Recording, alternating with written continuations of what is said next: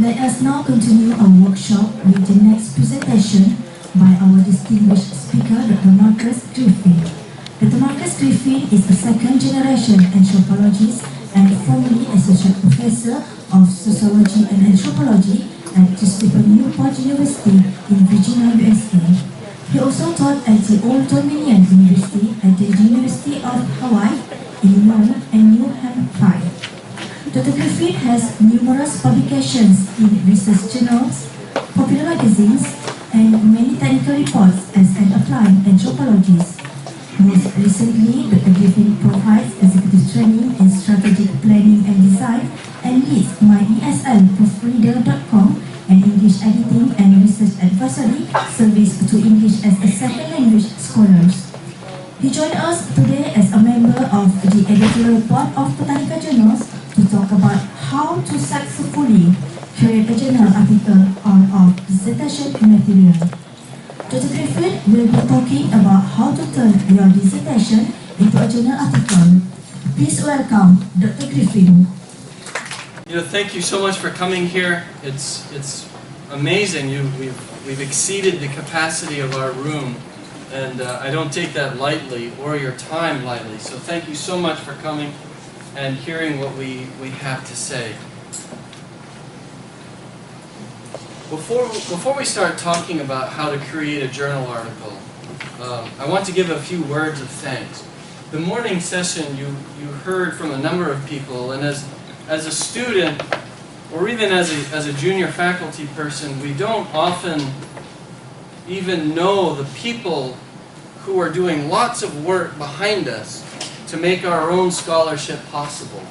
And so I want to give thanks to the deans and the administrators who have made this talk possible and your own scholarship possible. Among those, of course, are Dr. Professor Azmi, who's the Deputy Vice Chancellor for Research and Innovation. He's encouraged this program. Dr. Nayan, who's the Executive Editor for Britannica Journals, who I work with as being on the editorial board. There's Dr. Professor Noor Aini, who's the Deputy Dean here in SGS. Dr. Norita Omar, also a Deputy Dean in charge of thesis and research, I believe. And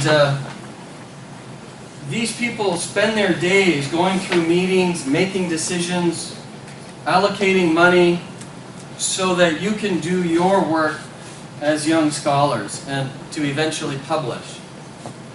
So we need to give thanks for them giving us this time. So if you would help me thank them for making all of this possible.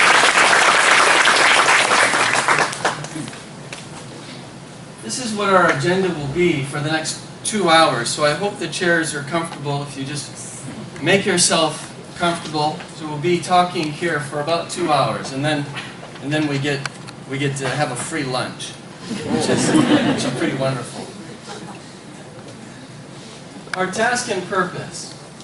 We're here to talk about how to make a journal article out of your dissertation.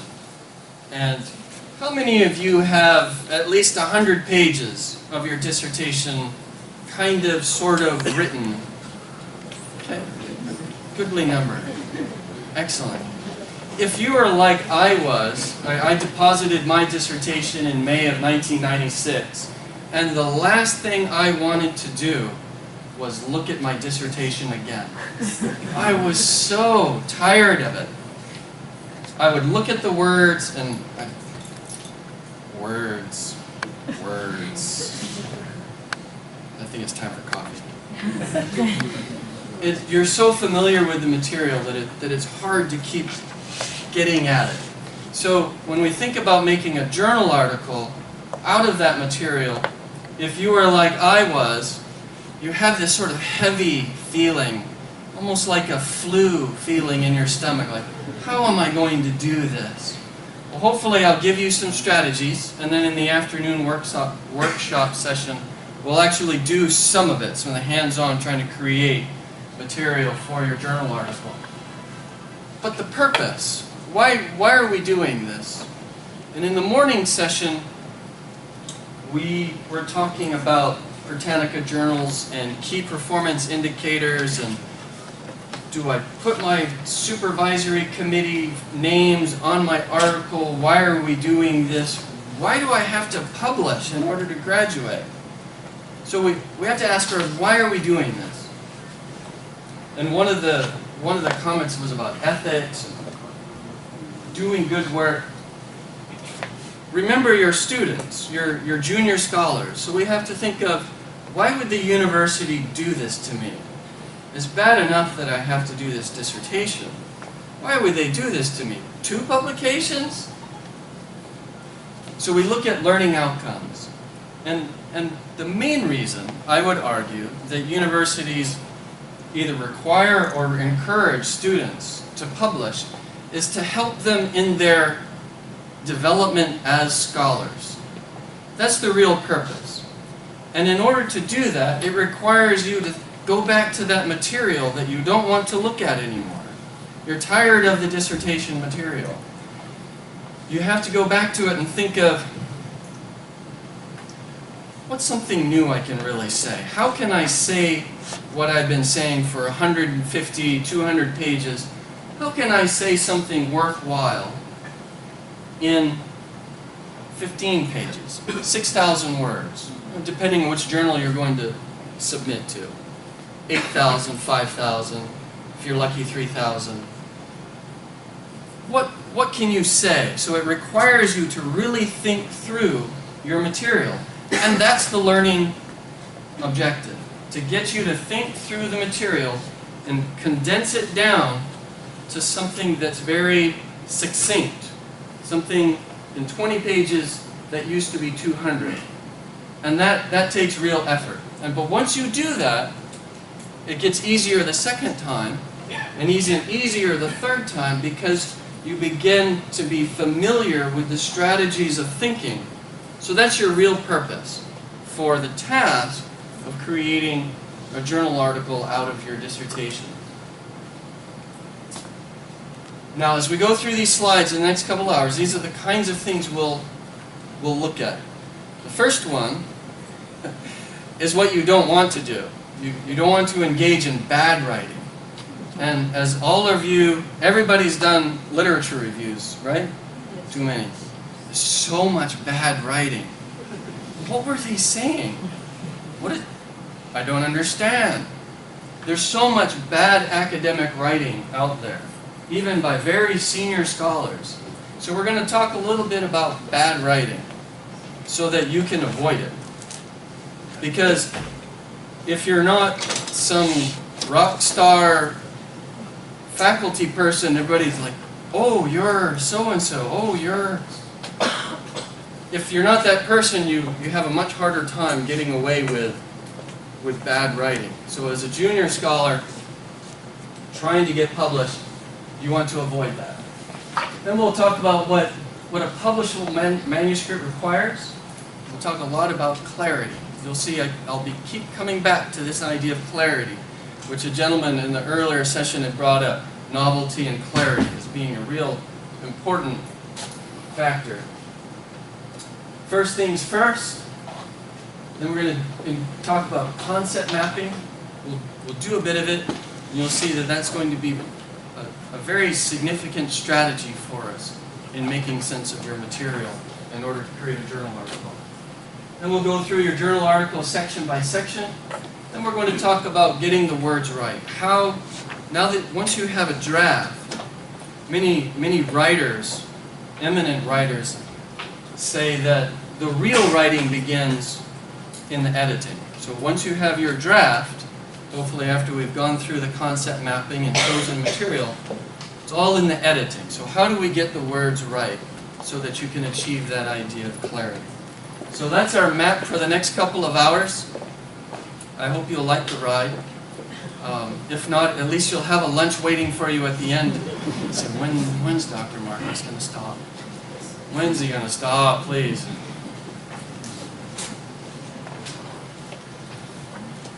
I've always liked this one. There used to be a bad writing contest by a philosophy journal. And it seems that people in the philosophies, in humanities, all the social sciences, they seem to be the ones that commit the most writing sins. there seems to be something about the harder sciences, and I'm not just saying that because Dr. Tan's in front of me from genetics, but those in the harder sciences seem to be more capable of writing clearly. There's something about scientists who think there's something objective out there in the world to describe, and so they want to describe as faithfully as possible that objective reality. So almost none of the bad writing contests have ever been won by professors in the hard sciences. And but this is a, look at this. Let's read it together. The move from a structuralist account in which capital is understood to structure social relations in relatively homologous ways to a view of hegemony in which power relations, see how many times I got to read, are subject to repetition, convergence, and rearticulation, brought the question of temporality into the thinking of structure, and marked a shift from a form of Althusserian theory that takes structural totalities as theoretical objects to one in which the insights into the contingent possibility of structure inaugurate a renewed conception of hegemony as bound up with the contingent sites and strategies of the rearticulation of power. Seriously? So that was the 1997 award winner, the year after I graduated. And I used to have to read stuff like that. You know, I got my degree at the University of Illinois in anthropology, and my department was in the throes of trying to figure out if they were postmodernists, they were really literary critics, or were they doing ethnography, what were they doing? It was awful. So I'd have to read a lot of that stuff, and I'd read it and I'd think to myself, I don't know what they're saying. But I had classmates who would repeat it, right? They would say these words, these jargon, and they sounded really smart, but I'd be like, wow, it's amazing how they understand that. I mean, my father's an anthropologist, I don't even get it. Turns out, the problem wasn't me. The problem was in the writing. And we find this all too often in academic writing. As an occasional reviewer for Britannica journals, which is one of my responsibilities as a person on the editorial board, when I come across this, I'm severe. I say, no, don't do this. And I send it back to write for clarity. Because if we think about journal articles and their purpose, what's their purpose? The purpose of all writing, just as my talking to you now, is to communicate. I'm trying to communicate ideas to you. You're trying to understand what I'm saying. Same thing with the written word. I'm trying to communicate new ideas, new propositions for the relationship among ideas. And if I can't communicate that in writing clearly to you, I might as well have not done it. You didn't get what I was trying to say as something worth knowing about in the world. So that's important. So you have to take time and effort to make your writing clear. Avoid these kinds of things, because the communication event might as well not happen if we're just left to that. I know who Althusser is. I like some of his ideas, trying to understand why didn't the proletariat overtake the capitalists, as Marx was saying. Why not? It has something to do with false consciousness. And, some interesting stuff from Althusser. So I'm not an enemy to that kind of language, but even though I'm familiar with Althusser and I know what a structuralist account is, I know things about capital, I know what hegemony is, but I still don't know what that means. I'm not sure the author does. So we have to ask ourselves, why do we do it? And I would say it's because many times, and especially in your position now where are you at in your scholarly journey, is that if we write that way, we're mistaking jargon, these kinds of structuralist account, or this contingent possibility of structure inaugurate. This jargon, we're mistaking jargon for brilliance. Like, I must be really smart because I wrote something incomprehensible that violates every rule of writing. It's more than 3 lines long. You know, it's one of the basic things you learn in primary school or in high school writing. If it's more than 3 lines, cut it into 2 sentences. Not too hard to remember that. It's 1, 2, 3, 4, infinity. So, mistaking jargon for brilliance. And I did it myself. So this is the pot calling the kettle black. And I have a story that goes to it, and hopefully you won't experience this. I wrote the first 3 chapters of my dissertation.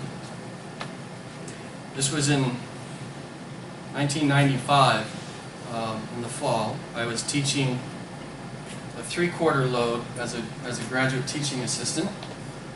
And I had this older professor. He was very, how do I describe him? Wonderful man in some ways, but sometimes not so much. Sometimes he was really rude and ill-tempered.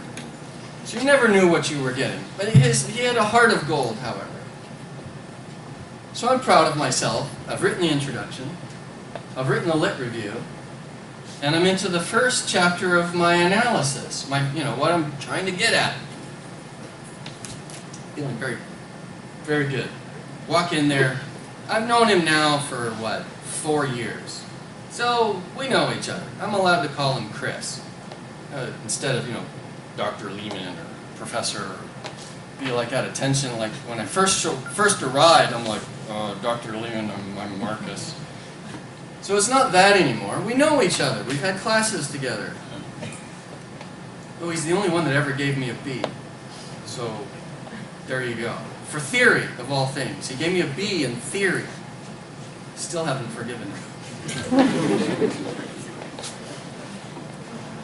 So I give him my first 3 chapters, and I give him some time to read it, and I come back and he says, sit down, Marcus.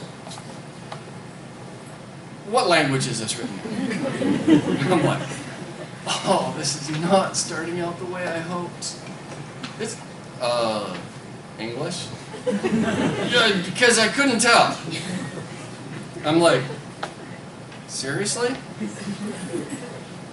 It was that bad, Chris? He's like, listen.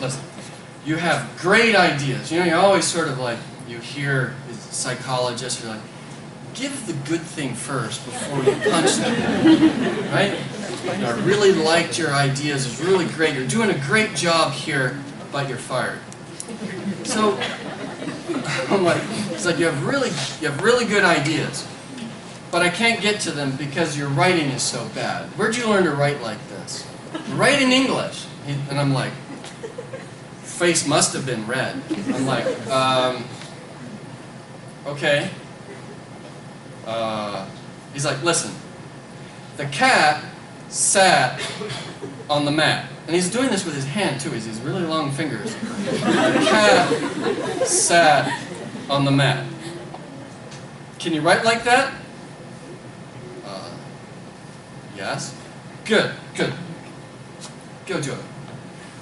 So, I take my dissertation, I sort of limp out there psychologically, bleeding psychologically from it. It's like the cat sat on the mat. And some of you may be familiar that that's actually a takeoff of a Dr. Seuss book. Dr. Seuss was a writer that all children in the United States, you read these books and the sentences are very, very short and funny and weird. It's like, the cat sat on the mat. Can you write like that? But the funny thing is, as I thought about it later, he was making a very important point. And I've gone through the story hoping to create a visualization in your mind. When you're writing, you remember Dr. Marcus, the cat sat on the mat. It's embarrassing when they ask you if you can write like that. So that it encourages you to write simply. One great writer about writing as well as writing, he said it would be brevity is vigor. And even the sentence itself is in keeping with what he's saying. Write brief sentences, because brief sentences are more powerful than long-winded sentences. So, we mistake jargon, doing all this structuralist account, blah, blah, blah. See, I need one of those large Starbucks coffees, the venti, in order just to get through this one sentence. Because we're mistaking jargon for brilliance. It is not brilliant. It's being obscure. And it's often hiding the fact that maybe you don't actually have something worth saying behind jargon. There's more to it, though. Steven Pinker is a psychologist at Harvard University. He's recently come out with a book, Why Academic Writing Stinks, and then his subtitle is what we can do about it. I've admired Steven Pinker's writing on language and how language structure is the underlying basis for how humans think. There are other ways of thinking in terms of images and so on, but in terms of structures of thought and schematics, neural networks of ideas, he's written some really important work that is also understandable to a non-specialist. So he practices what he's saying, and he's a remarkable thinker. Not everybody agrees with him, of course, but then again, if you get two academics in the same field, in the same room, you have an argument. So most academics don't agree on this. But these are the reasons he's saying why academic writing stinks. Close to it is his statement that self-preservation, instead of communication, is why academic writing is so bad. Academics are worried about how others are going to view them, so they use crazy language so that they don't sound naive or simple-minded to their colleagues. Now, we all know that when we're writing something, we're writing to a specific kind of audience. And that was why the earlier comment, you choose you choose the journal you send your article to. It matters what journal. Every journal has a certain kind of audience that likes to publish about certain kinds of things because their readers like to read about certain kinds of things. You get something way out here, they're like, what's that about? So we know writing is for certain kinds of audiences. And so academics are writing to other academics in their subspecialty. And so they're worried about looking simple-minded, not so smart. So they use this crazy language. And of course, Dr. Pinker is saying that's what we should not be doing that. The other reason it's bad is because of hedging. And hedging is when we always are trying to qualify what we're saying. We're somehow uncomfortable being emphatic that this is the way we see it. This is what is happening here in this data. We're like, it appears to be, or predominantly using these hedging words or hedging clauses and beating around the bush because we're worried that an audience, somebody in the readership, will come up with an exception and be like, well, it doesn't work in this particular instance, therefore your statement is not true. And so by fearing that happening, they add in language, add extra words and phraseology that hedges. And when we read such material, it's not direct, it's not emphatic, it's not a writer taking a stand on his or her material. It's somehow, well, kind of, you know, I was thinking it's sort of like this, but even just in terms of conversation, if we listen to somebody speak in that way, be like, come on, man, have a spine, like, say what you mean. I gotta say, my father once was commenting on my writing, and I always used to write, I think. And he's like, I know you think it. You wrote it. So don't say it. So these kinds of, I think, the other problem is cursive knowledge. Now, to come back a little bit, why I'm going through these different pieces is when you're working on your journal article, when you're working on your dissertation, you want to keep each of these things in mind. Check yourself. Are you hedging your language? Are you hedging your ideas through unnecessary language?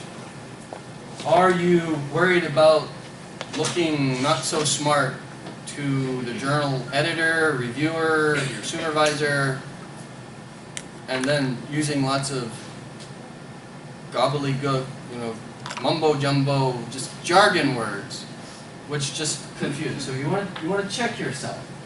So the other one is cursive knowledge.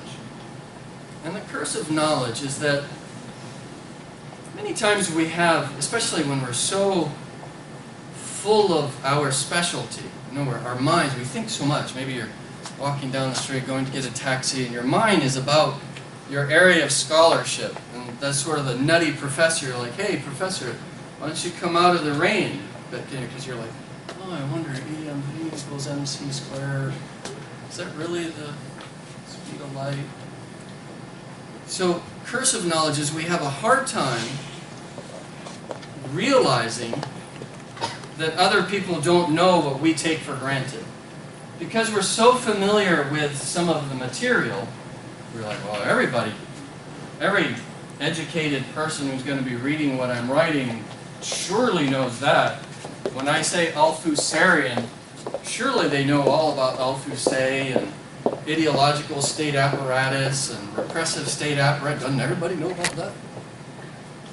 So we have a hard time thinking people know what we're talking about because it's almost our life because we spend so much time on that material. So we use chunking. And that's the representation of that cursive knowledge. We use shorthand. We use that's the jargon. It's these chunks of information, these phrases, which mean all kinds of things. Just from that, it's almost it's metaphorical. We even see that in the way that some citations are used. You're going blah blah blah, Said.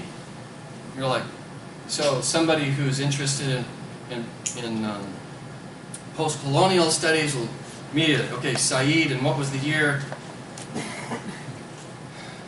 Wow, brain cramp on when Said came out with Orientalism. 90, no, it was earlier than that. 95, 97. See, now I don't know everything. Now you all can go home because I don't know what I'm talking about. So, but Said, so when you get that Said citation, you're telegraphing to your readership all these ideas about the gaze of the colonizer, the lack of power of the colonized, and the power of the colonizer to represent who the colonized is, that sort of stuff. So chunking information. Well, the problem is my chunks are probably not your chunks. And so we miscommunicate because let's take a metaphor. Their marriage was the Rock of Gibraltar. Well, if you don't know anything about the Rock of Gibraltar in the Mediterranean, then you won't know what is supposed to be important about marriage. Marriage being really solid, unmovable. Storms can beat it all up. Solid. Their marriage is the Rock of Gibraltar. Well, if you don't know the geography, right? So my chunk, I assume you know something about the Rock of Gibraltar. The marriage was the Rock of Gibraltar. You're like, they're what? Your chunk wasn't my chunk. So now when we look at this academic writing, we've miscommunicated again. So coming back to the idea that if the purpose of the article is to communicate ideas, advance ideas, improve the generalizable understanding about the human condition and all of its multifaceted problems, we failed. So you have to think about the way you're chunking information due to what Pinker calls the curse of knowledge. Finally, and this is on the journals, most importantly, is that there are few incentives for writing well. Right? So this was published in the Journal of Diacritics. The reviewer didn't reject it. The reviewer didn't send it back for revision saying, hey, probably interesting, but can you write like the cat sat on the mat so I actually know what you're saying? So there are few incentives. Publishers will let it go. Reviewers let it go. If you're allowed to get away with bad writing as an academic, there's no inherent reason for you to do the really hard work of writing well. Because it's really hard, even for good writers.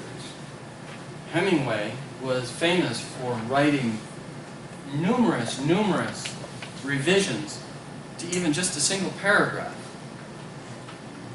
Just a single paragraph. And when he was asked why he rewrote like this last paragraph, he said, I was trying to get the words right. So it's hard work for even the best of writers. So if we don't make it important, if we don't incentivize good writing among academics, then it'll continue to be bad, according to Steven Pinker, and I would agree. Am I starting to go asleep, or is it? It's like everything's starting to turn black. Maybe if I go forward one. Hey, that was actually planned. So clarity. Now it's brighter, right? I used to tell my students that it was okay if they didn't laugh at my jokes. As long as I laughed, it was okay, because I had to keep telling them every semester. So as long as I was amused, we're okay. So now that we've talked about bad writing, and therefore what you want to avoid giving in to the curse of knowledge. You want to pay attention. You want to be self-reflective, self-aware of the way you're chunking your information, the way you're hedging yourself. We come to, well, what's it take to get a publishable manuscript? And the very first one, I took this from Evan Hunter. It's a pseudonym for Ed McBain. And Ed McBain is one of my favorite police detective crime novelists. He's passed away already. And he wrote over 90 novels. And they're all really, I mean, they're not amazing good, but they're good reads. They're fun. You're at the airport, you want an Ed McBain detective, if you like detective novels like I do. It's like, who killed them? I want to find out who killed them. So really great reading. So 90 novels, I trust what he has to say. If you haven't got an idea, he's speaking actually of a book, but in our case, for a journal article, if you don't have an idea for one, forget it. If you haven't got an idea you want to express on paper, in words, forget it. Just don't.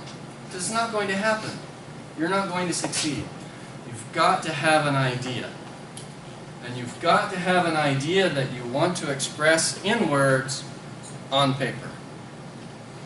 Case in point, how many of us have been to the cafe and we've talked about our scholarship to those that are willing to listen to us?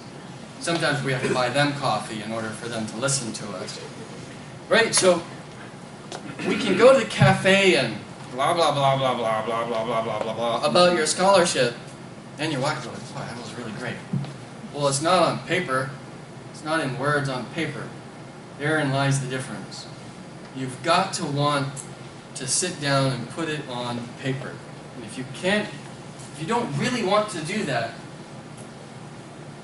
then, as Evan Hunter said, forget it. Now you all want to graduate, so one way or the other, you're gonna, whether you wanted to or not, you're going to do it. But it starts with your idea. And with your idea, that's your thesis statement. What are you trying to argue? What's that kernel? What's that basic thing you're trying to tell me as the reader I should know about?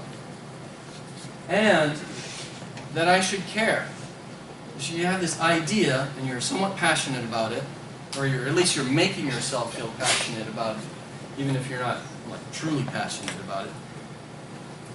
My dissertation was not about something I was truly passionate about. I used algebra to describe kinship space among hunters and gatherers from the Philippines.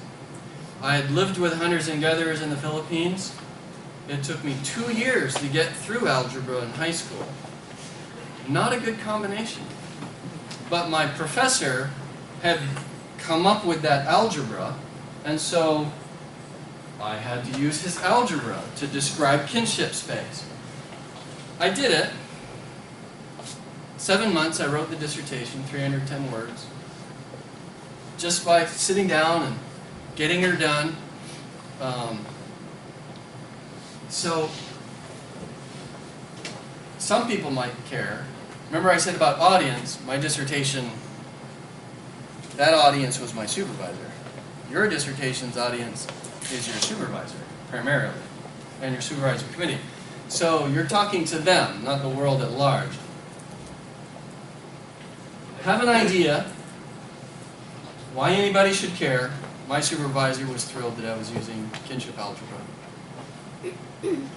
I don't think anybody else cared though. And then you have to make your argument as clear and concise as possible.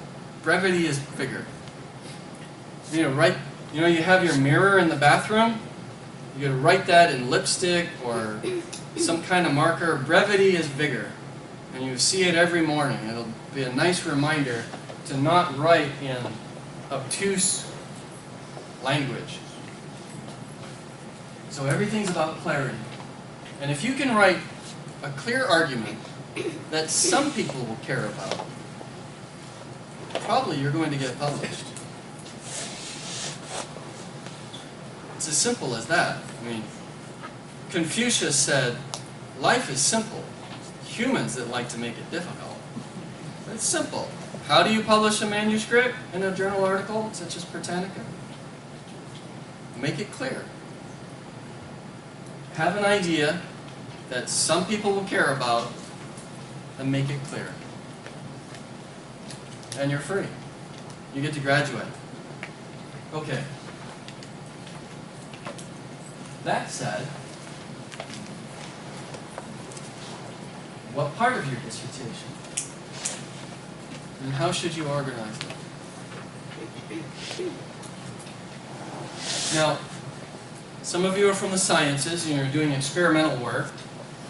Some of you from maybe the social sciences, humanities, some kind of interdisciplinary thing. Look at your material. You have your idea. Don't even start to decide about chapter or a certain run of experiments where you're testing the interaction between two variables. Start with your idea and then say, well, I have this chapter, and say this chapter is about these variables or this book or this theme. Or maybe your chapters have all of them and you're going to just choose by theme and then cross-cut. It starts with that idea, and then it will decide whether it's a single chapter, common theme across them, a limited set of analyses. Seems pretty straightforward, and then we can go to lunch. Collect them together, delete the elements that don't tie to your thesis statement, and fit in your theoretical frame, and you're done. Duck soup, as my baseball coach used to tell me. I'm not sure what duck soup has to do with simplicity. I guess it was a cultural thing I never understood, but it's easy. But it'll be even easier if we use concept mapping to help us get there. So we're going to do that in a bit. Before we go there, though, I want to talk a little bit about theory. Too many articles don't have much to do with theory. And I don't know if it's because I'm a second-generation anthropologist, or I read some philosophy of science in graduate school and something happened to my brain late one night at 2 a.m., something happened structurally. But I believed the statement, research is building theory. So if you're writing about research, you're supposed to be building theory. Theory is about creating generalized understandings about the way things work, the way things are, how things interact with each other. Much of my anthropology, well, basic and applied, comes from a domain called human ecology. I primarily look at human societies in terms of the demographics, the people themselves, where they're living, their environment, and its resources, and their culture. I'm looking at the interactions between people, place, and culture. And that's human ecology as a theory in a nutshell. Its underlying grand theory comes out of evolution. So it's theoretically grounded. So if I'm doing research, I'm building theory. I'm helping to understand nuances of how people, place, and culture can best describe and explain what we're seeing in human societies, and what we might see in the future in human societies take place. So your journal article, according to your thesis statement, needs to be framed theoretically. And your theoretical framing needs to be clear along with your thesis statement, so that when I'm reading it as a journal reviewer, I can see what's the idea and what's the theory you're trying to build. I may not agree with it, but that's irrelevant as long as I'm an ethical reviewer. But I'll see you've got the theory, and I'll say, okay, right on. And as I go reading through it, I see, what they're talking about, is it staying within their theoretical frame, or is it starting to talk about zebras and donkeys? And we're like, well, okay, that was interesting, but I don't see how it's relevant. So that's the parts I say, okay, interesting, but not relevant to your theoretical frame, so delete. Or make explicit why it's connected meaningfully to your theoretical frame. So your checklist, theory has to be there, because this is a research journal, and research is building theory. Simple as that. Okay? Now, it'll be much easier to do this. Oh yeah, I forgot I have this stuff up here if we do concept mapping. So we're going to move on to doing that. And we're at noon. So I have one more hour to get through. Are you guys doing okay?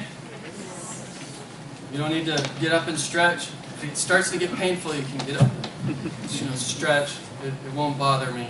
I've taught all kinds of different students, executives, and they start going like this. Sometimes it can be painful. But these are fairly nice chairs you've got. So I'm trying to give you stories to keep you amused, or at least myself amused, so I don't fall asleep. That would be really bad. I fell asleep sort of giving this lecture. So concept mapping. How many of you are familiar with concept mapping, have used some of it? Just a couple, okay. I've only recently, in the past few years, wow, I'm getting older.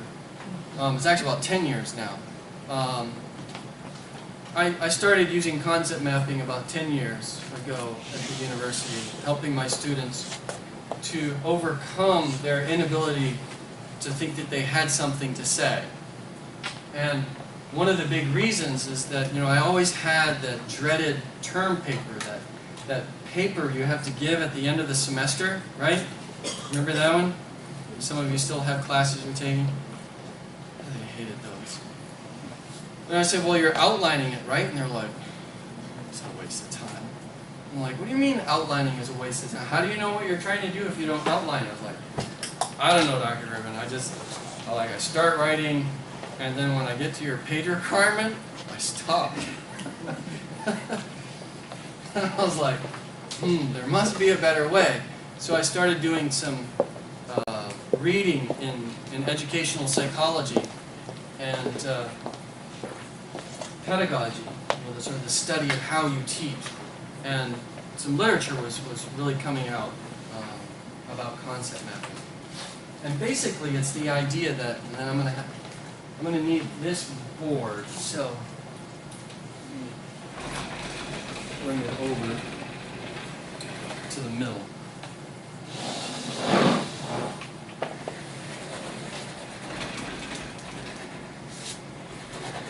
Put it right here and don't block one of the screens.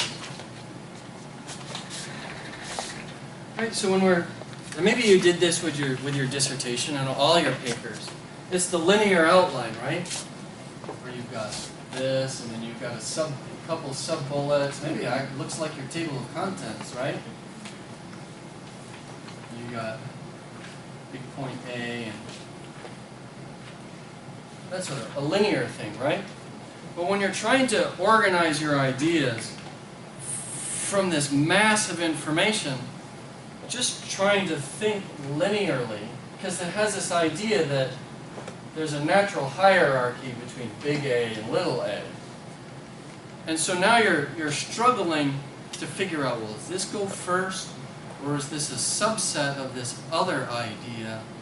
And then you're doing stuff like, oh no, this is actually up here. And then now your paper is getting all, maybe you didn't use pen, you didn't stick to pencil like when we were in grade school, and they're struggling. And so then you're like, well, never mind, let me just start writing. It's taking time anyway. I'll figure it out once I go along, and then I'll do a whole bunch of copy-paste to try and make it all fit. And then you start getting lost, because now you're like 100 pages of stuff, and you're like, copy this, and oh wait, where did it go? So the problem with this is that if the psychologists, I try not to listen to them too often, but if the psychologists are correct, we don't really think linearly. We think non-linearly. So why would we try to outline in a linear fashion? It goes against the way our brains naturally process information. And so, as you see up there on the screen, what you're going to do is create trees of information coming from your central concept. And as you think of one idea here, that spurs you to think of another thing that's related to that, so you offshoot it there. So you're going to do your brainstorming non-linearly, and then you're going to think graphically as well. You're going to see not just the pieces, but the graph as a whole. While I find where I left things. You see the graph as a whole, right? You have pieces, and then you step back from it, and then you start seeing, well, some of this stuff relates to another area, and this is where you're beginning to develop propositions on how elements relate to each other. Right? So it helps give a more natural, according to the way our brains work, process information, more natural structure to your ideas that are in your dissertation than trying to do it in a linear fashion. So I always try to advocate working smarter and not harder. So I think concept mapping, in fact, is There's a smarter way to try and create the structure for the ideas in your dissertation, especially if you are like I was at the latter stage of my dissertation. The last thing I wanted to do was look at it again.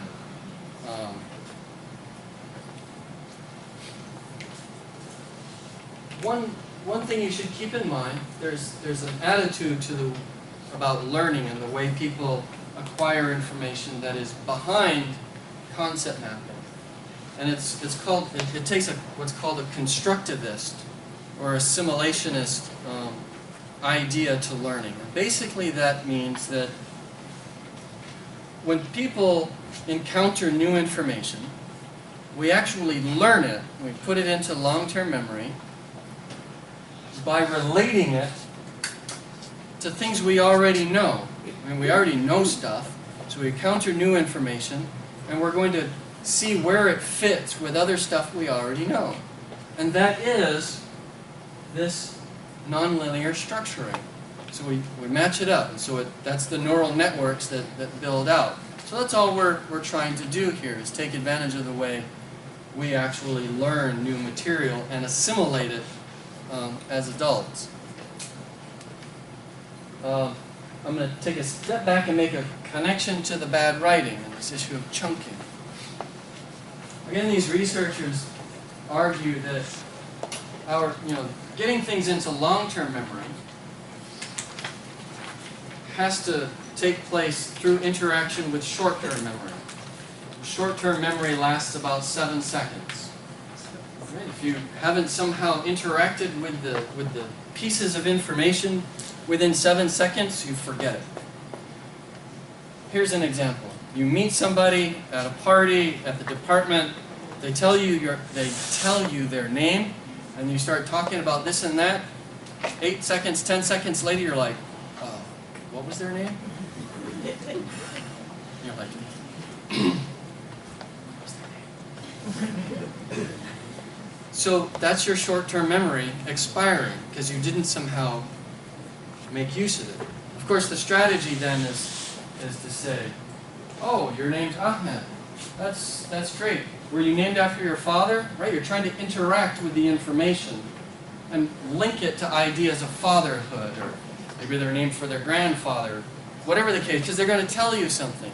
That's now starting to move it to long-term memory, right?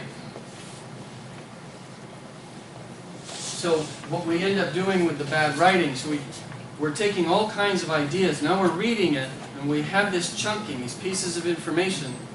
In our writing, if we're not clear in the way that we show how individual pieces of information relate to each other, then the person reading, I know you've done this, you get to the end of the paragraph, and you're like, what'd they say? Because they introduce too many pieces of information that could be kept in short-term memory and processed, interacted so that it gets into long-term memory. That's why when you're reading stuff and the writer has made the mistake of including, like more than 2 or 3 concepts, because you take the interactions of the concepts, if it's 5 to 9 individual pieces of information can be kept in short-term memory. If you think of their permutations, the way they interact with each other, all you really can deal with at any one time is 2 to 3 ideas and how they're interacting. And that's academic writing. We're talking about the interaction of ideas, propositions on how things relate to each other. So bad writing, look for it in your own material. If you're putting in too many ideas and trying to talk about how they interact, your reader just literally cannot understand what you're saying because it drops, just like Ahmed's name, drops out of short-term memory. And then, Dr. Marcus reads it and he's like, what? It's not clear. And maybe I'm not even conscious of this knowledge of short-term, long-term memory interaction, etc. So I can't say why your writing isn't clear, it's just I don't know what you're saying, so I say revise and submit. So this is the strategy. You think concept mapping, the way we process information, use that knowledge to help clarify, because again, it's about clarity. communication. Keep your ideas in small pieces so that the reader can follow what you're actually saying from paragraph to paragraph. And at the end, you're like, oh, hey, yeah, I got that. Wasn't the most amazing thing I read, but I understood it. That was pretty good. Okay, accept. And that's what you wanted, right? You wanted that reviewer to say accept. Okay, so we're gonna do some concept mapping, and I need my notebook.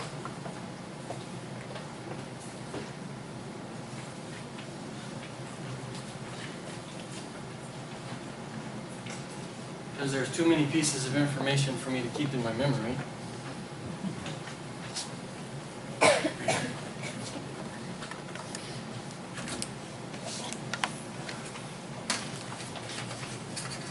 Okay, we're going to start with red. And what we're going to do is we're going to concept map a journal article. Now, I did it, and here's the end result. I used pencil so I could erase, so it actually showed it. You can't see the revisions.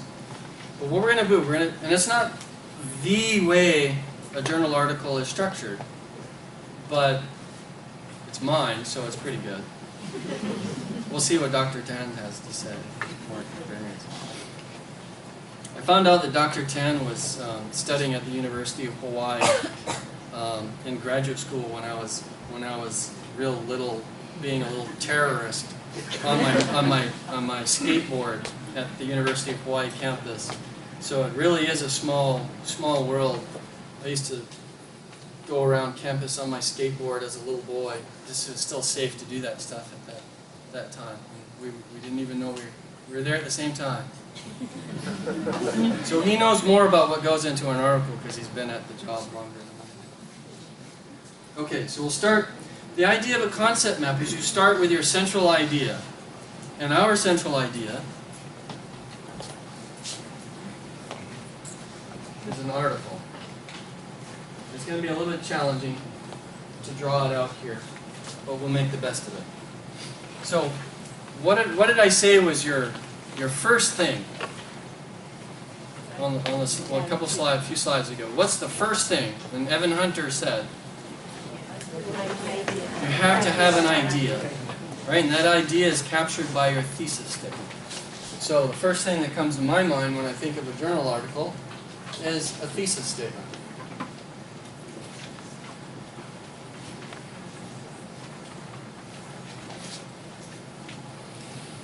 Now, what starts to come, again, now I think of a thesis statement, is then I think of objectives, research objectives. How am I trying to get at unpacking that, demonstrating my argument? Well, I demonstrate an argument by bringing research objectives with questions against it and trying to test its validity. So I get objective 1, get objective 2, objective 3.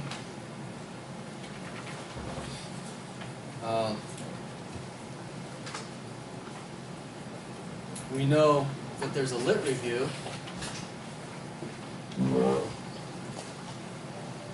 Boy, those are horrible things to deal with sometimes, aren't they? Yes, somebody said under their breath.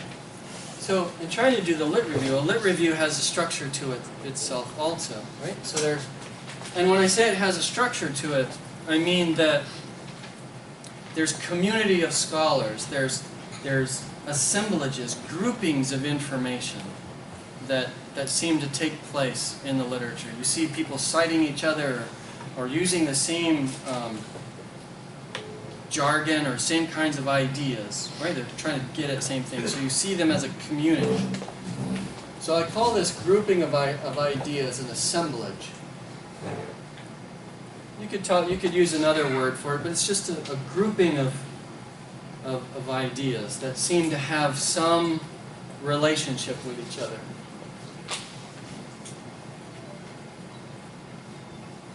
I'd be good at this job if I could spell.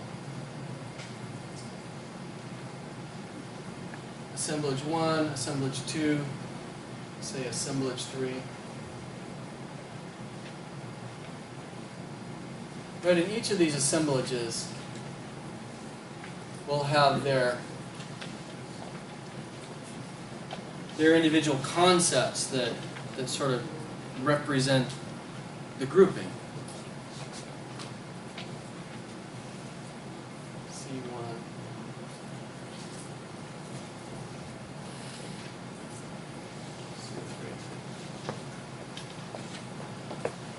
Now, what I want you to start seeing, at least it's my strategy. Later, when in the afternoon, we're going to actually work on your dissertation material and concept map it. And the purpose is so that you can give explicit order, very clear order, to the chaos of ideas and material in your dissertation. So that once you've mapped your dissertation material, you can then deliberately say, okay, remember that previous slide I said, is it going to be a chapter, you know, the journal article, is it going to be a chapter? Is it going to be a certain set of experiments? Or is it going to be a theme across chapters? With this, you can make a logical choice to use, say, objective 1 and assemblage 1 and some other stuff we'll write. You're going to choose the pieces that become your journal article. That's going to be the... Because you can't write your whole dissertation, right? You wouldn't want to. But you might also see that maybe you don't only just get one article. Once you see it mapped out, once you go through that work of mapping it out, maybe you have 3 articles that you can craft out of your dissertation material. Maybe it's just one. It'll depend on what material you have. And you may see that you have gaps, and then you need to fill them. Okay, so then we have come across here a discussion of findings.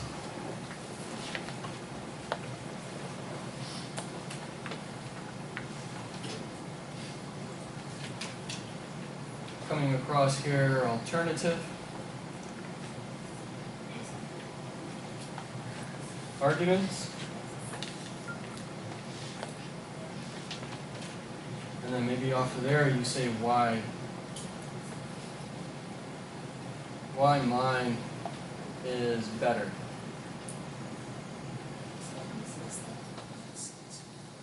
Yes, C stands for concept. Right? Now, coming across here, another big component of a journal article is significance. And you'll see that, in fact, the structure is purposefully similar to the structure in your dissertation. Most scholarship follows this structure. Significant. Why do I care? Why am I going to spend my time reading about it? So why is it significant? So we come across and get significance. Significance can come in a variety of forms. You can have theoretical significance, right? Because all research is supposed to be building theory. So hopefully there's some theoretical significance. You're contributing some nuance, you know, some small new insight. It's hard to build new theory. Most of us never do. But you're going to contribute. You say, you know, we can understand this theory in a slightly different way. You're going to push that theory a little bit through our work. So there should be theoretical significance. Maybe there's significance on the topic. Maybe there's some insight from the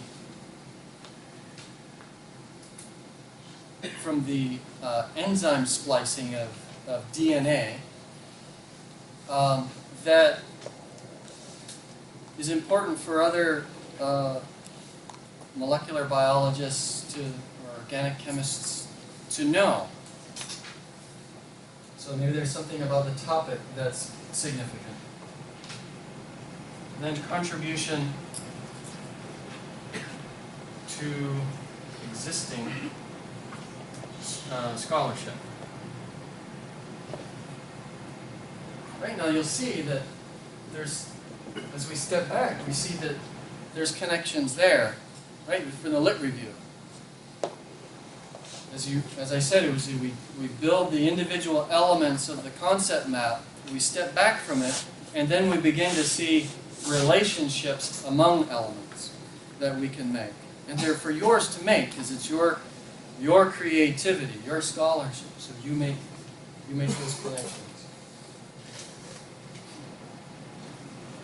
So there's often a conclusion section where, I don't know, usually we say the key points over again. Hopefully it's not a boring repetition of what it was said. Hopefully there's something about the way forward. Now that we've learned this, the next thing to start researching and do is this other research. Apply the same theoretical framework, maybe you're going to say, apply the same theoretical framework to a very different population set or a different set of variables to see if the outcomes remain consistent or that they change in important ways. So part of that conclusion is maybe to say, what's next? Recommended future research. There's going to be some background, context. Why are you examining it?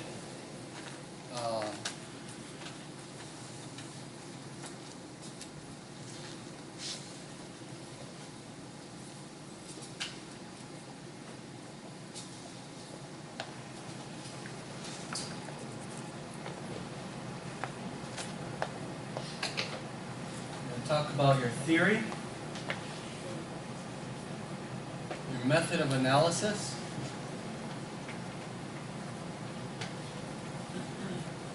how did you process your data? That's something you should be able to talk to. How did you come to know?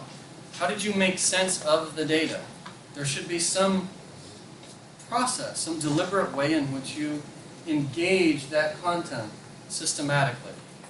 Whether it certainly isn't limited to the hard sciences, where you want to be systematic and deliberate in the way that you process pieces of information in order to make sense of it, so that you get your findings.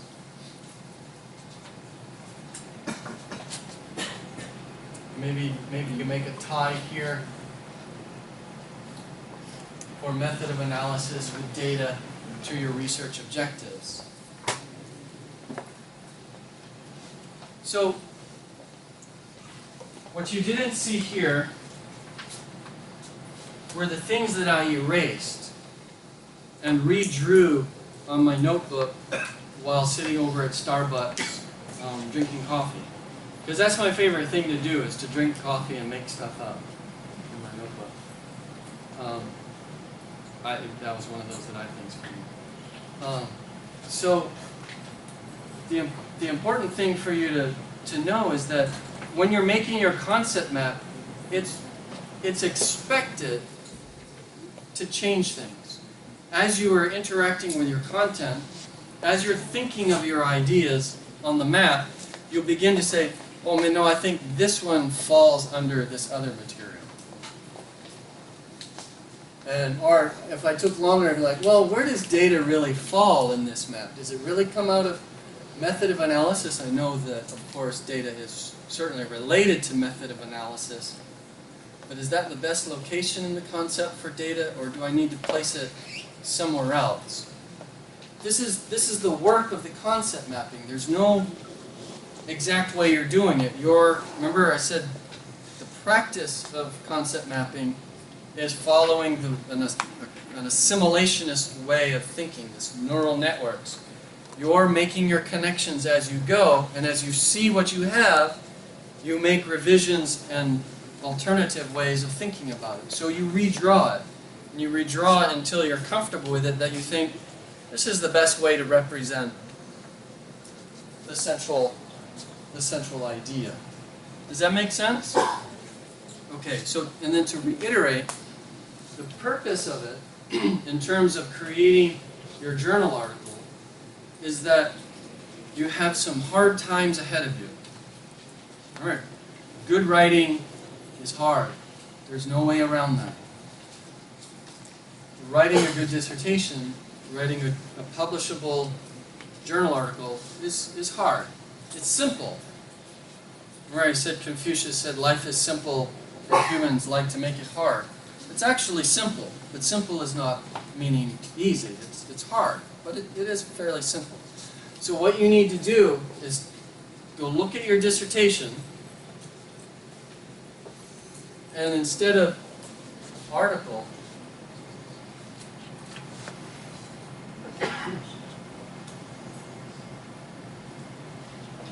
concept map your dissertation. Remember I was talking about my students who don't like that end of the semester research paper? And I was like, well, you're outlining it, right? And they said, well, they're like, outlining it, are you nuts? Take the time to go back to your dissertation and concept map it. Now, if you Google concept mapping, you get all kinds of additional reading that you can do about concept mapping. And if you feel the need to. Well, when you take the time to do it, to organize your dissertation material along a concept map that you've created. It doesn't have to be my concept map, it's your concept map. It's the way that you structure your understanding, your vision of your material and how the stuff interrelates. Then you can step back from it, look at that structure, go to your dissertation and then say, okay, this material goes to objective 1. This discussion of literature, this goes in concept 1 of assemblage 1 for the literature review. This other stuff over here, this goes in concept 3. And then you may realize you were talking about stuff that has no place anymore in your concept map, and it causes you to think, hey, was this in fact relevant? Have I missed making a connection according to my thesis? Or did I talk about stuff because it sounded interesting at the time, but actually has no place in your dissertation? You may find that you're going to delete things. And that happens to all of us. My dissertation was 315 pages long when I defended it. One of my examiners said, why don't you look at your thesis again and go through your dissertation and make sure everything connects to it. And if it doesn't connect to it, delete it, Marcus. And so it was like 285. So I deleted a bunch of stuff. And I was happy because I was like deleting. So like, you need another chapter on algebra. So I was happy to delete. Once you've done it, and it will be painful, but you know, play games with yourself, reward yourself. Say if I concept map out this section, I'm gonna go watch a movie. I'm gonna have an ice cream at McDonald's. I'm gonna go to Puka Bintang and buy myself an iPod at the technology, what is that? Q10, K10, I forget the name of that, Block 10. So once you've done it, as I mentioned before, you can then decide, you know what, I think I have 3 journal articles here. I can take this piece, and that piece, and this piece, and this piece, cut, paste, cut, paste, cut, paste. And now you have your rough draft of a journal article. Wouldn't that be cool? And then you say, I'm going to take this piece, and this piece, and this piece, and this will be the second journal article. And that piece, and that piece, and that piece. Well, this will go into Q4, because that's like nonsense.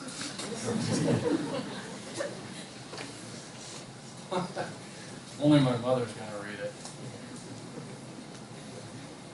Right, so that's your reward at the end of having done this upfront work. It doesn't look like productive work toward your goal, which is to have a journal article from your dissertation.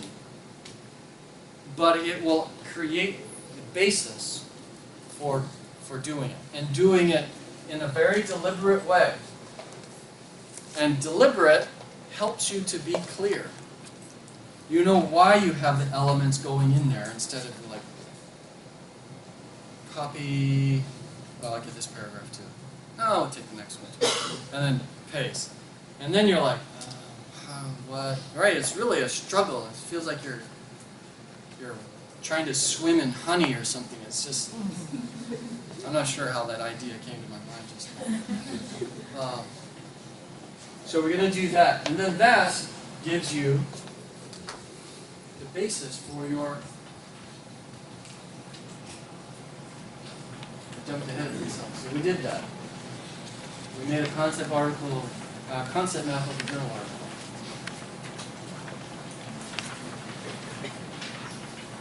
.25, major sections. I'm gonna walk relatively quickly because it's relatively boring.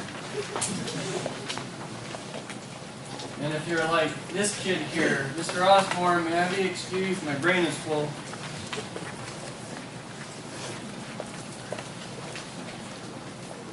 Thesis statement. Now I know that I guess you have physical copies. Great. And I think this will be online as well eventually. Is that correct? Now, you've already been working on your dissertation. I don't want to bore you with telling you things you already probably or should know about what goes into a thesis statement. But I list them here to help you in that idea of clarity. Everything starts with that idea. So you've got to put your money, put your effort on the thing that's most important up front, your idea. Because if you don't have an idea, and you don't know why anybody should care, you don't have a journal article. Probably don't have a dissertation. You just have a bunch of words. So take time, make sure it's focused, clear, has the right elements, and concept map it. So you go section by section. Remember, we have thesis statement. Concept map the ideas, the individual pieces of your thesis statement.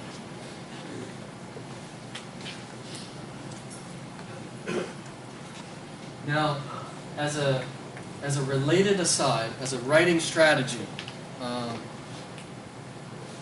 we're going to talk a little bit later about writing well, but there's a writer who wrote a book. We'll look at it in a minute. Keep a notebook with you, or index cards. Maybe it's your phone with a note capability. Our brains don't behave. Right, you could be doing you're there, you're at Starbucks, you're there to do your schoolwork, you're working on it, I'm going to do it, and nothing happens. The ideas aren't there, and you're just like,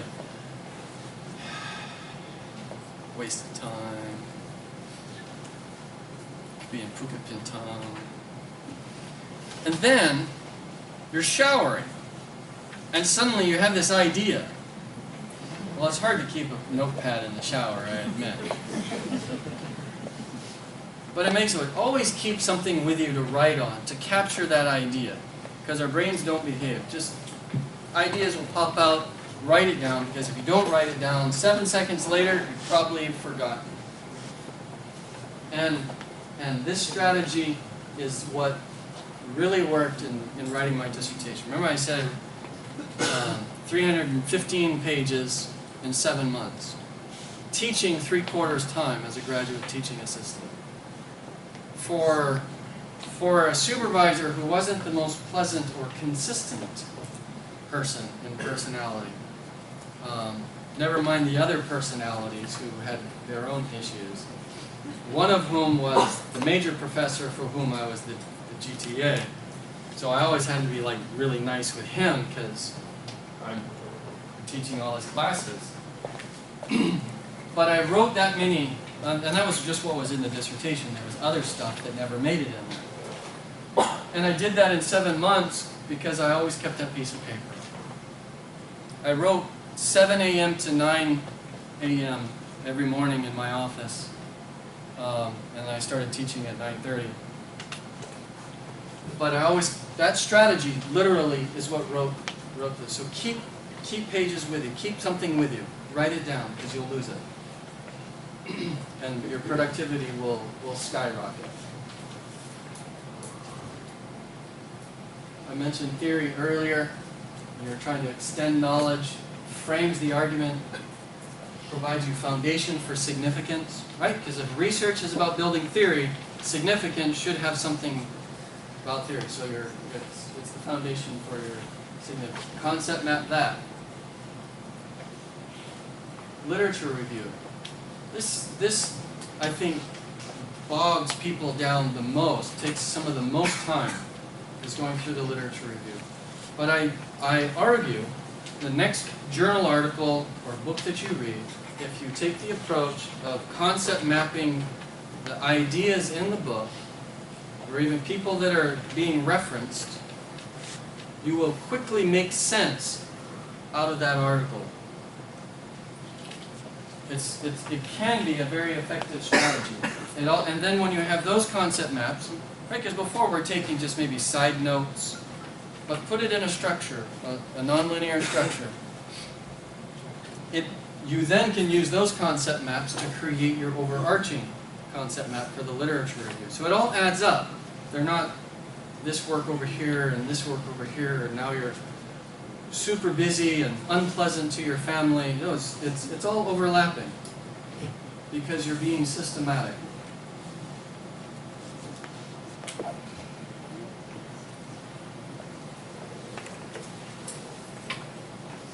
As you go through your data and research objectives, you're linking them to your thesis within your theoretical frame. Map it out. If you can't map it out, I guarantee you your supervisor is not going to do it for you. And your reviewer in your article is not going to try and make sense of it for you. So the burden is yours.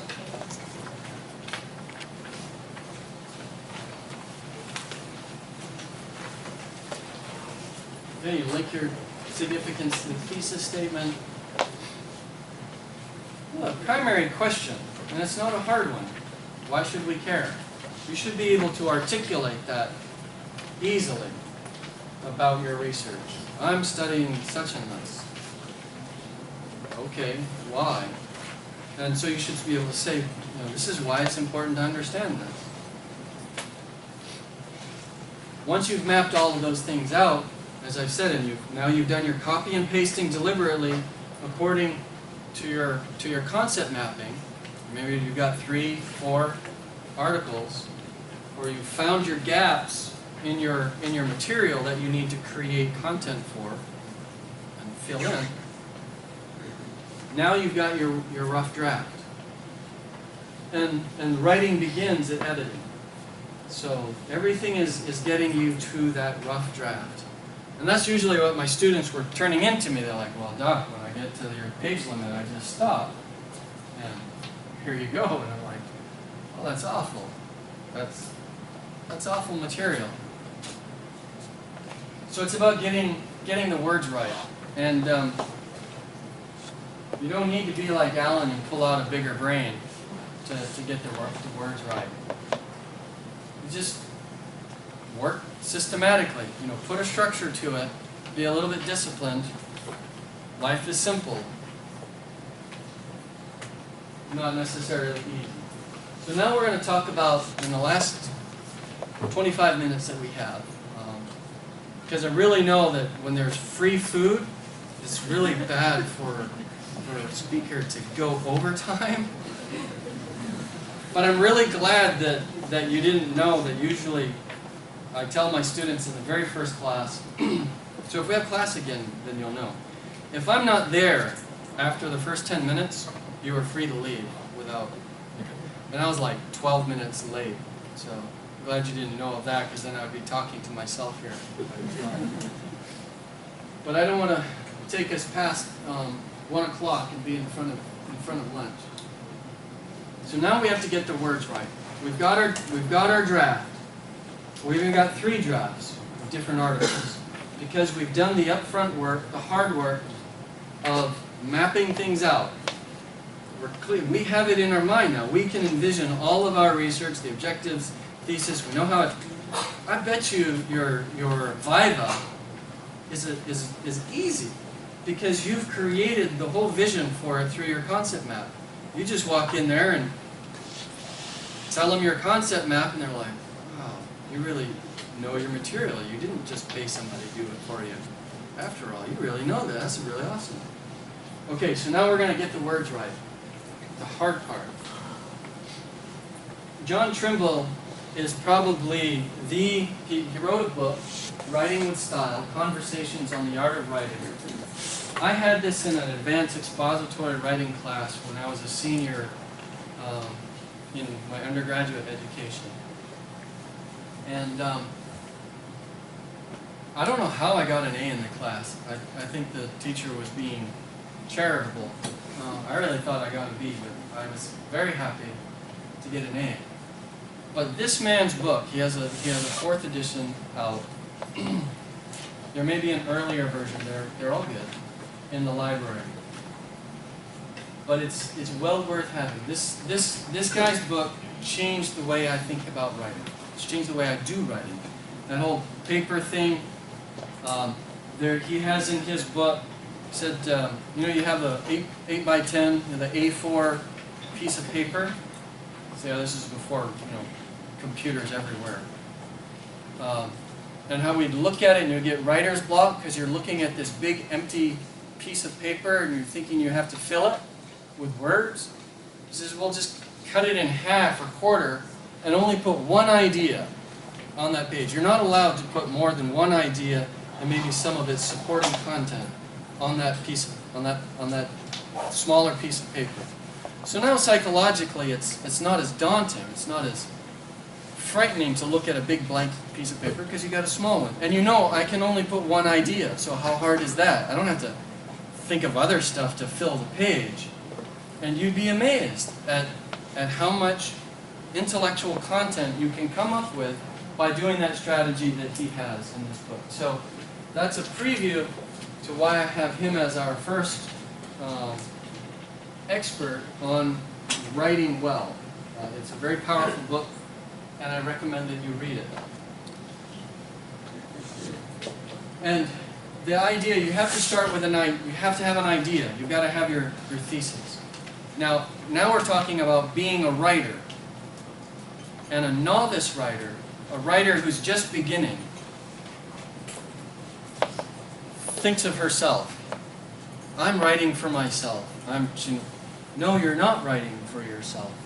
You're writing for your reader. And so you have to respect your reader's time.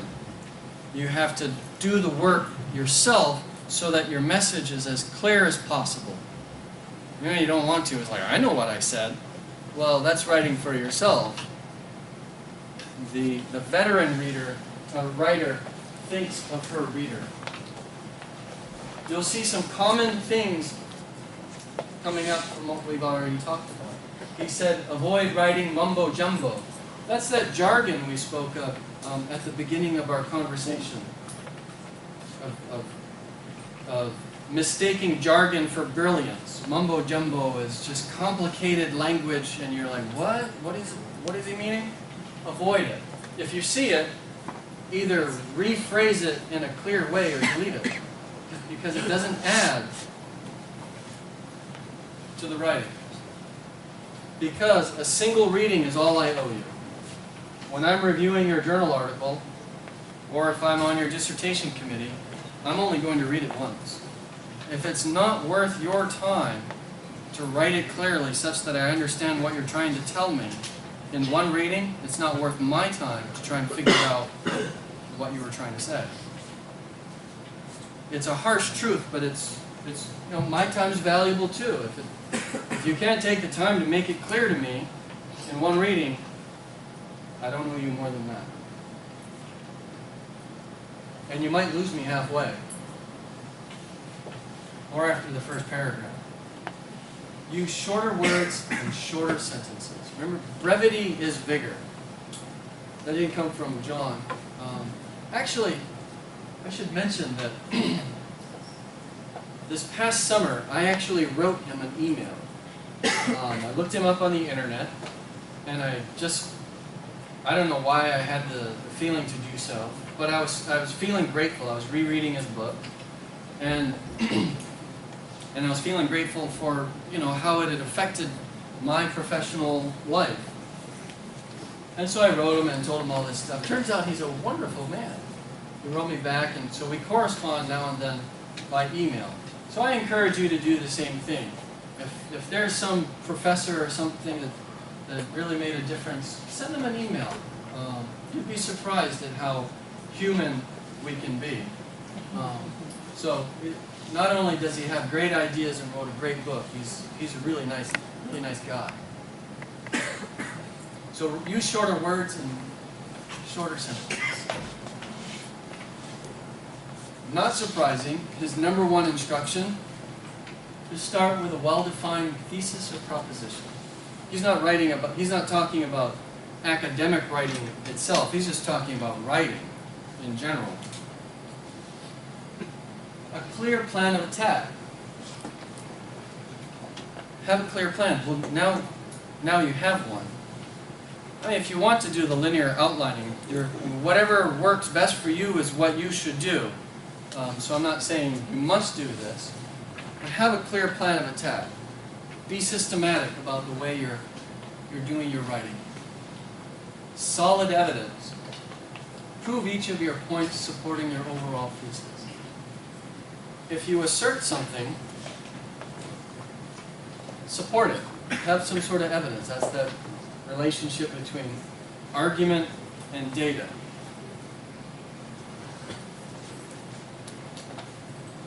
Paragraphs should be organized around a single major point.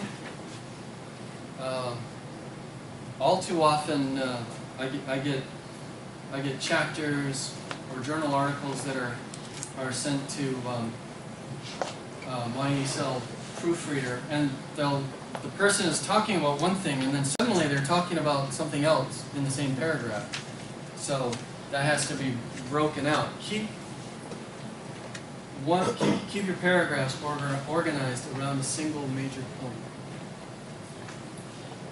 Coming back to the idea that the psychologists were saying that the human brain can only process really 2 or 3 ideas and their relationships to each other at a time, short-term memory, before it starts to fall out.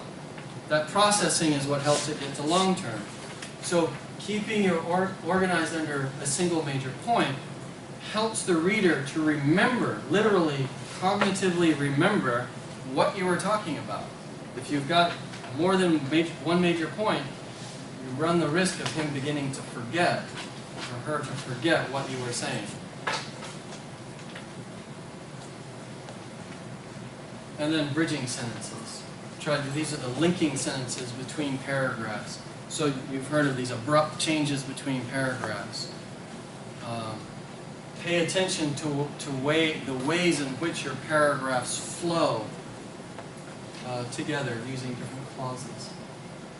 Right? So that as you're looking at your draft, you look at a single paragraph and you ask yourself,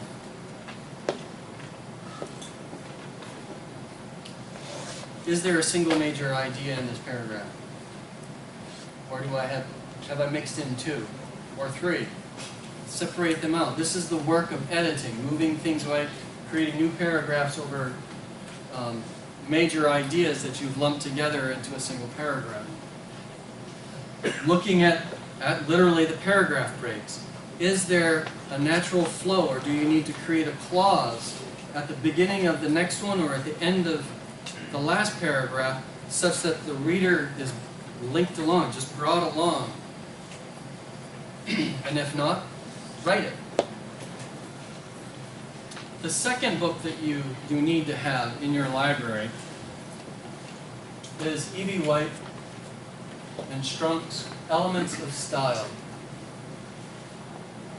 He's the one that said brevity is vigor. And his book is really thin. It's very small. So he practices what he argues. It's the second most important book, I say. This one is much more about actually grammatical correctness. It has many points in the book to help you simply know what is grammatically correct and what is grammatically incorrect. Where does the comma fall between clauses of two or more clauses? Various things. So it's very helpful to have as a reference so that your writing is grammatically correct. But he has other statements about the basic elements of composition. He's saying also one paragraph to each topic, just like John Trimble said. He emphasizes using the active voice. This is the opposite of what most academics like to do, which is to hedge. They like to use the passive, have been going, and not be direct in their language and always hedge. That's what you want to avoid, according to Steven Pinker. Use the active voice. It's more vigorous. Get your idea across more quickly and more emphatically, more powerfully. Put statements in the positive form. This is delete things saying negatively, like he wasn't going to the school, he was going to the market. Just put things, he went to the market. He didn't. So avoid confusing negatives, double negatives especially. Omit needless words. And the tense is one of the biggest challenges for speakers of other languages. Well, it's difficult even for native English speakers, in my experience in their writing, of mixing up tenses in their paragraphs. And you're not at fault. It's just that English grammar is weird. And so without a good ear for tense, I mean, you have your normal rules for tense, but sometimes the rules, well, many times the rules don't apply. It takes having an ear for what sounds correct, and then you have to, you could, if you were a grammarian, go and find the rule as to why that would be.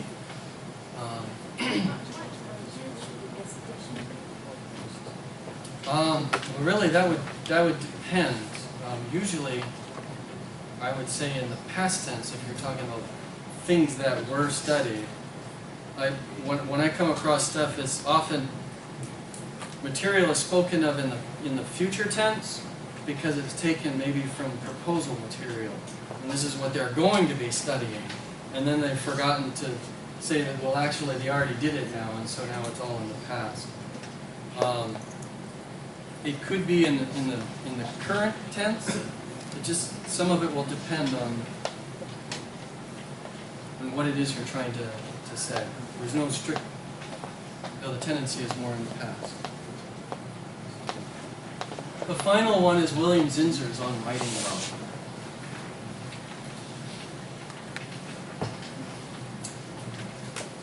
This first one is similar to the brevity is vigor. Strip every sentence to its cleanest components.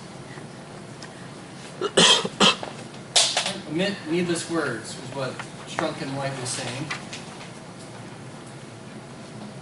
Look for clutter in your writing and prune it ruthlessly. Cut that stuff away. So you'll see a lot of the directives that these writers are arguing for is all about clarity. Get rid of words that do not help your idea to come across clearly. It does not somehow advance your argument in a clear fashion.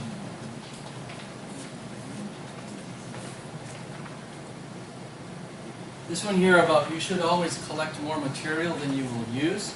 That one's painful because we spend time and tears of frustration writing the stuff, and you're like, certainly I should get some benefit from this.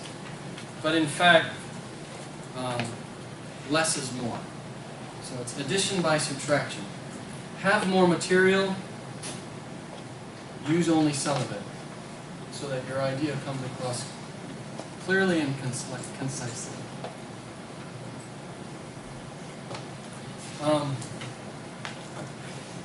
You will only write as well as you make yourself write.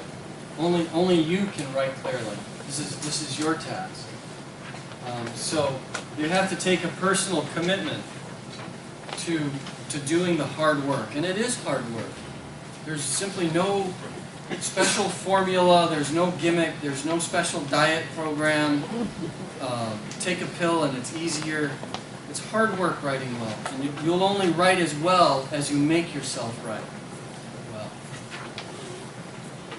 This one here, you just can't assume that your readers know what you assume any boob knows. Boob has like any fool, or that they still remember what was once explained to them. That's speaking to Steven Pinker's comment about chunking and the curse of knowledge. So you'll see patterns here across these important writers about writing. And I encourage you to look at what they're saying as you look at your dissertation material. Right? You've done your concept mapping. You've created your rough draft by copy-pasting the elements after the concept mapping. Then you're going to go through these and ask yourself, am I following these instructions? Look at your material and follow their instruction such that you end up with something clear. To summarize, make sure your thesis statement is clear. Make a concept map of your dissertation. As much as it might pain you to do so, I encourage you to go through that hard work of mapping out your dissertation.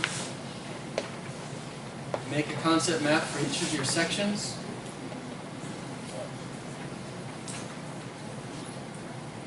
Pick and choose material for your dissertation. Because that's the building of your first draft of your journal article. Then make time to make sure your writing is clear. And you want your writing to be clear because you want someone like me who's reviewing it such that I'll make a recommendation to Dr. Nyan, yes, you should publish this, or no, you should not. If it's clear, you have a really good chance of being told yes. If it's clear, but maybe I'm skeptical about the significance or the something about the thesis statement, you're probably going to get a revise and submit, just to build up that stuff. But what you're not going to get on a clearly written article is a reject. So clear gets you mostly there.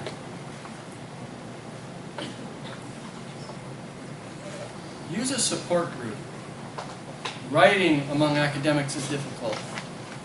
We're sometimes afraid to share our ideas. We're vulnerable in some ways, sharing ideas.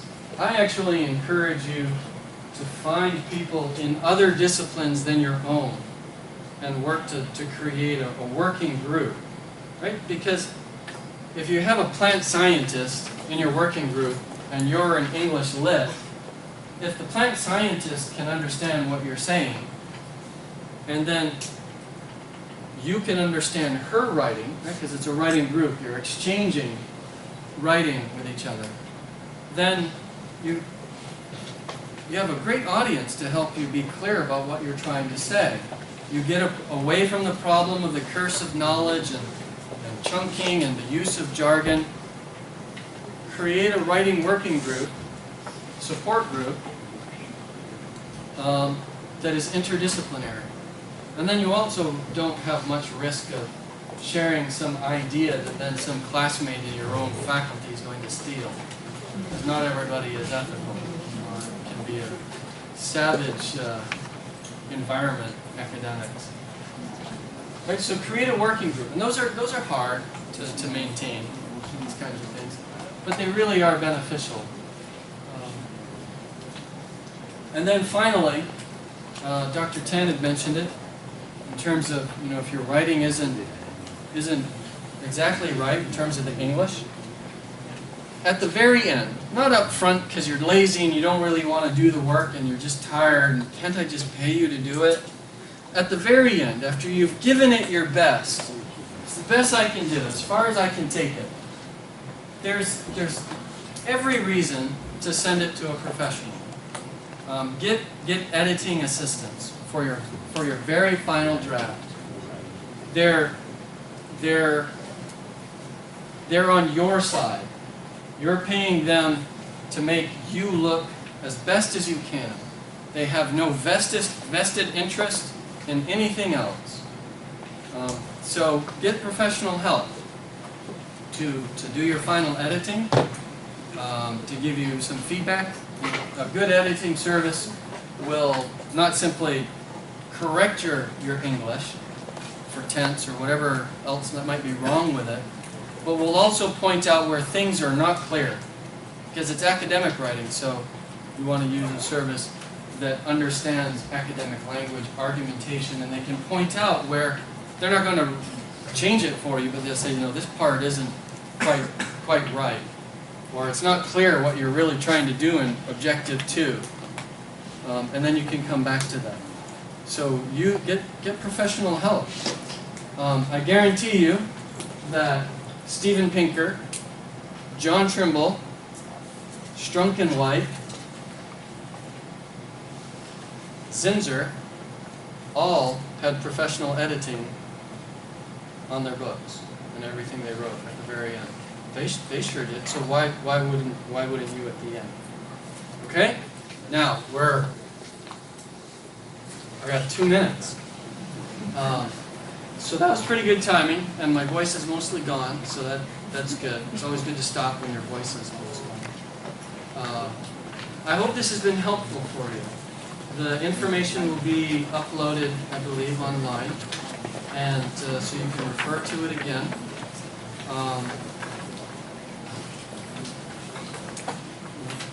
Talk amongst yourselves, and we're going to have lunch, and then we actually have a workshop where we're going to try and work with some of your material together in groups to do the concept mapping. But otherwise, let's enjoy a lunch. I very much appreciate your time and attention. You're great because not a single person fell asleep. So sometimes I contend with that with my university students. So thank you. I hope you benefited.